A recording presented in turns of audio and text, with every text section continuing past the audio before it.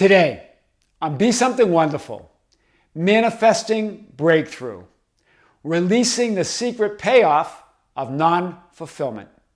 I am your host, Tom Kearin, and this is the Be Something Wonderful studio of higher consciousness, where we help you level up and become the best version of yourself. Creators, welcome back. Massive video this morning. I want to get started on that. Before I do, I want to talk about this question that came up on the channel. I was in yesterday's video. There was a comment on a video that was released on the membership channel, the Dream video. And someone made a comment about cleansing the inner child, right? And then other comments were about healing the inner child. And then someone even talked about the ego. And I was just having fun with that comment about cleansing or giving the inner child a bath, right? Just for fun. But really the message is always that there's nothing to fix. There's nothing to heal. It's only about remembering who you really are. So I just wanted to make a note. What are we really talking about when we're talking about the ego in the inner child? It's really who you think you are versus who you really are. The ego is who you think you are. It's that outermost focused personality. It's simply the thought. Here's the ego. The ego is just a thought. It's not even a thing. It's a thought of separation from source, from the source that you are. It's your outermost focused part of that multidimensional personality that you are. It's the personality, or that part of that multidimensional personality that you are, that multidimensional being that you are, that's most outer focused in the 3D world. Like, remember, the ego is just a thought of what? A thought of separation. And like all thoughts, it's an experience of reality. It's not reality. It's an experience within reality, awareness or consciousness. It's not awareness. It's not reality, right? It's not reality of who you really are. It's an experience within it, right? So it's that outermost focus without which everything would be happening at once. So the ego, or that thought of separation, that outermost focused personality, serves a purpose. So you can have that experience as all that is, without everything happening all at once. You would be confused. It would be chaos, right? That's the purpose. So the ego, there's nothing to fix with the ego. It's to understand its function and not give it other duties. Don't identify with it as who you are and give it all this power. That is what the ego is for. So you can focus here. Right? And then the inner child, think of the inner child as your innermost focused part of consciousness, or that multidimensional personality. In other words, it's the real you. That innermost focused part of that multidimensional personality sees no separation, sees no divisions, only joy, only love, only spontaneity, only the freedom. Like a little child, it only sees freedom. So it's really who you think you are versus who you really are. It's all you. But but remember that the ego's there those obstacles and limitations that come up that you blame on the ego is coming from you consciously identifying as that function, that personality is who you are. When it's just there to have that outermost focused, so you can focus in and have an experience of all that is. Who you really are is the inner child. Identify with that. That's so it's not to be fix or heal anything or be cleansed. It's to remember your inner child. Remember who you really are. That you're not the ego. That's who you really are. That's powerful. So that's all I wanted to say. I want to get to today's lesson because it's really fun. This one client was talking about money and love. Right? And she says, Tom, there's movement in one direction and then the other, and then the other. I'm manifesting, but it's all over the place. I have money and then a big bill comes up, right? I have love, I have my SP, but then he's hot and cold sometimes, right? Then, and what happened, what we identified is a big invisible or secret payoff she had, right? So she was identifying as that person that has love. She was identifying as that person that has abundance in money. But there were still some limitations there that she was carrying. She was still creating conditions to overcome, to move her to that greater identity. We're going to talk about this. And then this subscriber what to do when you want to give up all effort, but are still afraid and it will affect your desire. Example, if I don't think about my desire, if I stop imagining and visualizing, I'm afraid it won't come. So she's identifying as an identity of I am not. I don't have love yet. I don't have money yet. I'm not that person who's in love yet, right? Versus this one is identifying that, I have love, I have money, but it's still a limited identity. I could lose it. It gets hot and cold, right? So both of these, in both cases, there's some degree of I am not that person I want to be yet, not fully. But remember, you are. Desire equals fulfillment. You're already there. So we're going to talk about this. This subscriber comment came on the video that was on the membership channel, the dream video, Dream Big and Create Your Outrageously Abundant Life Now. I'll leave a link to that. So always the question is, who are you? Where are you? And who are you? In other words, where's your attention and focus? Where's your awareness and where's your attention? Who are you? With whom are you identifying? So in this case, in the subscriber comment about that she's worried that if she doesn't imagine or affirm, she's not going to get, her wish won't get fulfilled. She won't get what she wants. Well, then you're identifying with the unwanted. You're this identity. I don't have love yet. I want love, but I don't have it yet. I want money, but I don't have it yet. I'm not loved yet. I'm someone I am not someone who is lovable and abundant yet. That's the identity, right? And then there's the other client who actually has love, has money, has identified with with what she wants, and has created or manifested or experienced that or perceived it in her reality, right? I have love. I am loved. I am someone who is lovable. I have money. I'm someone who is lovable and abundant. She has that identity. But what's going on then? Well, she hasn't moved fully to I am love, I am abundance, I am source, where non-fulfillment is impossible. Here, in both of these cases, they're focusing on someone who's manifesting, attracting, creating something out there, separate from them, and where there's the possibility of non-fulfillment. Even though this identity that I have love, I'm loved, I'm someone who is lovable, I have money, I have abundance, it's still a limited identity in a sense, right? She's still, with the hot and cold behavior, with the bill coming in, she still has the sense that non-fulfillment is possible. She still has that feeling or that sense of non-fulfillment, of being unfulfilled. So while that identity is an improved identity, it's still not the absolute identity that I am love, I am source, I am abundance. You see, in both of these cases, especially her with the client in the session, we identified this secret payoff, right? This invisible payoff that if she does move, right, to that person that I am love and I am abundance, then she loses something. What does she lose? She loses the achievement of manifesting it, creating that abundance, creating that love, creating that money. We're going to get to this in a few minutes. But both of these, the difference is in both of these cases, manifesting, attracting, creating something out there, the possibility of non-fulfillment versus I am here. Here I am, versus it unfolding within you. Do you see it? Here it's unfolding outside of you. Here it's unfolding from within you. You understand that abundance and love is you, and that it's unfolding within you out there as a physical experience. Here it's unfolding somewhere out there, and non-fulfillment's possible. Do you see this? We're going to get to this a little bit more. In both cases, seeing your desires or your fulfillment in the 3D world as something separate and outside of you. So the question is, who are you? Right? In that case with the subscriber on the channel that said, I have to keep affirming or I'm not going to get what I want. Well, then you're saying, I want it, but I still don't have it. I don't have love. I don't have money. I want love, but I still don't have love. I want money, but I still don't have money. I'm not loved. I'm not abundant yet, but I hope to be. So the identity is someone who is not lovable, abundant, and fulfilled yet, but I hope to be.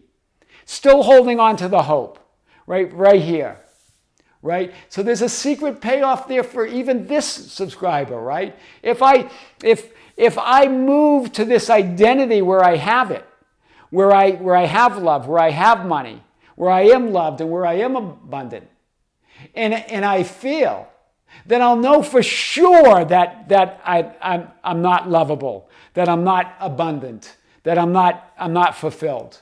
Do you see it? And even in this case, she has an identity as I am someone who is lovable and abundant. I have it, but I can lose it. I have love, I have money, but I can lose love and money. I am loved and I am abundant, but it's possibility of non-fulfillment. I'm someone who's lovable and abundant, but there's a possibility that I lose it. And so even for her, this is the discovery she made in our session yesterday. She was giddy about it.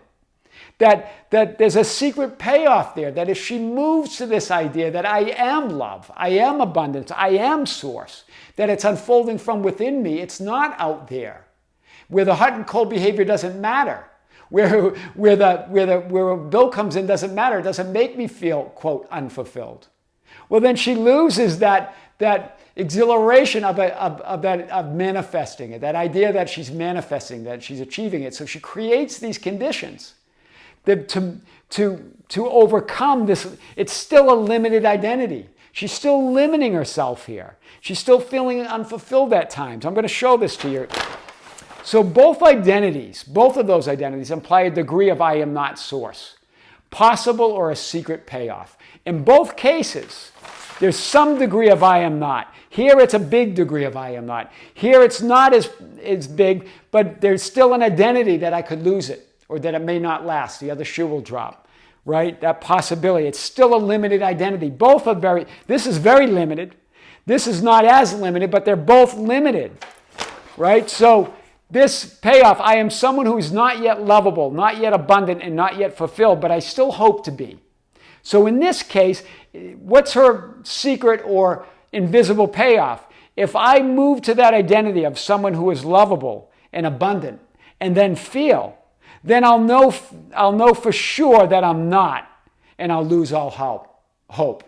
Do you see it? I'll know for sure then. If I move to that identity where I have love, where I have abundance, and I feel, I move to that identity, I identify with that reality, right? And I feel, then I'll know for sure I'll give up I'll lose all hope. Here, at least she still has hope. As she identifies that's someone that doesn't have love yet or doesn't have abundance, well, she still has hope of having it in the future. But if she moves to it and she believes that she moves to it and she believes that she'll feel, then she said she'll lose all hope. Do you see it? And this one, I'm someone who is lovable and abundant, but still it's hot and cold, right? The money and him is still hot and cold. If I move to that identity of someone who is love, someone who is abundance, in other words, moving to that complete identity of I am source, I am love. I don't simply have love, I am love. I'm not simply loved, I am love. I'm not someone that just has money in abundance, I am abundance. Do you see it? I am source and no other. Non-fulfillment's impossible. It's all unfolding within me. Versus here, it's something that's unfolding out there, right? So if I move to that identity of someone who is love, who is abundance, then I could lose the satisfaction of manifesting and achieving it. Do you see it? So she's still in that limited identity, right? And there's a sense in her that she wants to be that full identity of fulfillment, period. But so she creates conditions, right? These conditions that she believes are bad, right? That he's hot and cold, that big bills come in. She judges those as bad. So she creates that idea that she has to overcome those things to be who she really is, to be the true identity. But doesn't get there because she's still identifying with that one, right? So that first identification of I am not. I don't have love and abundance in my life yet, but I still hope to. Then you can move to I have love and abundance in my life, but it's still separate from me. It's still out there. That's an improved identity over this one. but it's still limited. That's very limited, but this is still limited. What's totally unlimited? I am love, and I am source, and I am abundance. And within that, I can create the experiences of achieving something. I can create the experience of manifesting something. I can create the experience of perceiving something. But I do it from source, not from a state of believing something's wrong. And I got to create circumstances to manifest or achieve something. I do it because I am achievement, because everything's been achieved within me, that I get to call forth what part of that achievement that I want to experience next. Right? You move to your wanted, desired reality, improved version of yourself, but you still create events and conditions in your experience in an effort to overcome this new and improved identity, but still limited. So she's in that new reality, she's in that new identity, but she still senses something's off, something's wrong. I'm still seeing hot and cold behavior. I'm still seeing big bills come in when I know I'm abundant. Do you see it? She's still creating events to move to this absolute identity because she believes that, right, unconsciously probably, but believes that I have to keep manifesting and overcoming these things to move to this absolute identity that I am love and I am abundance. But you don't have to. You just got to move there. Then you can choose to experience achieving something. You can choose experience to have that, create that experience of manifesting something. Knowing that it all unfolds from within you, but you create the experience that it's out there. That's the whole idea of the 3D experience, to have the physical out there experience, knowing, hear this, that it's all unfolding within you.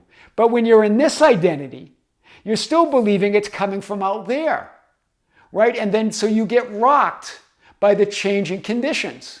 Here, it doesn't matter what the conditions are. You know that it all unfolds within you. That you can create those experiences of those conditions. You can give them meaning. Right? That's powerful today. So again, you move to your unwanted, desired reality, improved version of yourself, but you still create events and conditions in your experience in an effort to overcome this new and improved identity, but still limited identity. It's new and improved over this one, but it's still limited.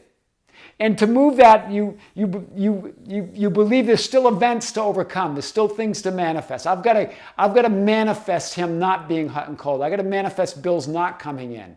But you're still believing that it's separate from you. Embody it. Know that it's all coming from within you. Then when conditions of hot and cold come up, that again, you stop even judging them as hot and cold, or bills come in. You know it's all unfolding within you. You know that there is no problem. You give it all meaning. You're still abundant no matter what. You're still loved no matter what those conditions are. Right? He's hot and cold and I have money, then I have a bill comes and that throws me in a loop. That's what she said. But we moved her from that. She had a big epiphany. And remember, in duality, in the physical experience, the assumption is, for example, having love and abundance is good. Not having love and abundance is bad. Yes, that's a dual experience in the 3D experience. But it's not truth of who you are. Do you see it? So to whatever degree you identify as someone, an identity, where your desires, your conceptions and creations are separate from you or outside of you. In both cases, it's identifying it as it's something that's outside of you. There's the I am not identity completely. Then there is I am love. I have love. I'm in love, right? I have abundance. I have money, but I'm not. But you're still limited. The key is unbind yourself, knowing that this is an experience of reality. It's not reality. Let duality be duality. Let the 3D experience be the 3D experience. Allow that all to be there while you know your true identity. Right? I always use this idea of Lazarus, right? In a sense, you're setting your consciousness and your awareness free from the self-imposed limitations. Do you see it? Because they're all self-imposed. Unbind him and let him go, right? So just like her, she moved to that new and improved identity of I have love, I have money, I have abundance. But she was still bound by conditions coming up that had her blindfolded, like Lazarus was sitting there bound by his grave clothes. Resurrected in that new identity, but still bound by conditions. She still was bound by hot and cold behavior, by a big bill coming up, still believing something's happening out there separate from her, that she has to overcome or manifest away or create, right? Or perceive differently. And in fact, it's all coming from within her. So as she moves to that new identity, she loses the grave clothes. Unbind him and let him go. That was Jesus' command. Unbind yourself. Let yourself go from that, even that limited identity. And know that you are source. I am love. I am abundance. I am source. I don't merely have love. I don't merely have abundance. I am that love. I am that abundance. I am source.